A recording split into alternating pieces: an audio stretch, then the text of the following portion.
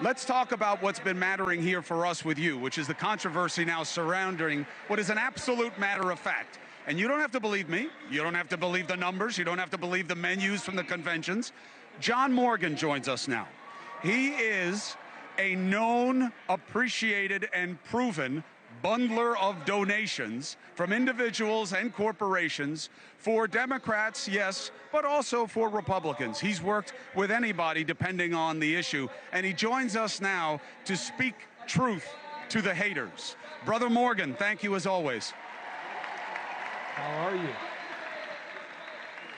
Better than I deserve. So, John, I was telling people last night about the boxes and how much money people can pay for the suites, and that the idea that you're going to regulate them or do something that they don't want is almost a laughable proposition with how much power comes with the money.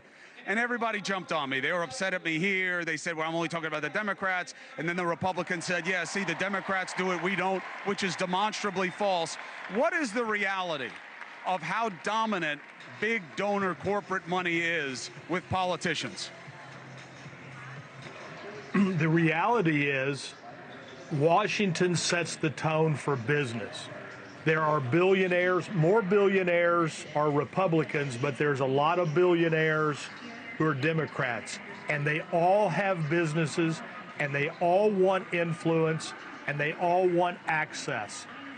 As you have pointed out, Citizens United knocked that wall down. It's a free-for-all. I look at it this way. The Democrats are just playing by the rules. They would rather not have that as the rules. It would be to their advantage. But since that's the game, as you know, don't hate the player, hate the game. Well, the problem is the people playing the game are the ones who would have to change it. And they don't really, they'd rather accommodate it. I mean, I put up for people the menus from the DNC and RNC. John, they're almost the exact same. You pay $5 million, you get a meeting with elected leadership. I mean, how can people look at that and not think that something comes with that meeting other than a handshake? Look, money buys access. It's as simple as that. To deny it is a lie. And so why deny it? I think the better play is to say, look, we would prefer that not be the rule, but since it is the rule, we're going to play that game. People can understand that. People can't look up and see all those suites and go, well, the Democrats are different, because they're not. The only reason they're different is they have fewer billionaires than Republicans. And that's all. That's all the difference.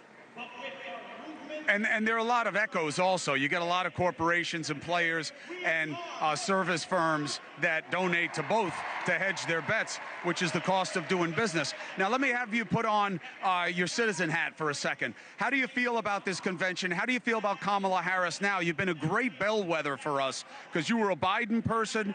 You believed in Pelosi. Then you believed in what Pelosi had to do and why. And then you started to open up to Harris a little bit. Where are you now? Here's where I am. I wanted a convention like Pelosi, like Obama. But Joe Biden decided to tell the establishment, no, I'm going to pick the nominee. You're going to force me out. I'm going to pick who I want. And then Bill Clinton and Hillary Clinton jumped on it that Sunday.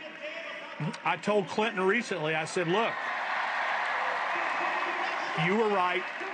I was wrong, as usual.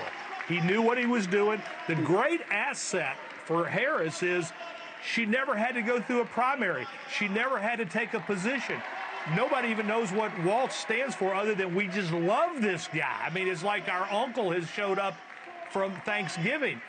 When you don't have to take a position either way, you don't have to do what Mitt Romney's guy said years ago, is get to the general and do the Etch-a-Sketch. The Etch-a-Sketch has been done because there was no primary. By the time Elizabeth Warren got through the primary, we were like, we don't want that. And she couldn't walk it back. There's nothing for Harris to walk back. It's all positive. Look, she didn't get here by accident. You don't become the Attorney General, a United States Senator, a Vice President if you don't have skills. She's got skills. Right.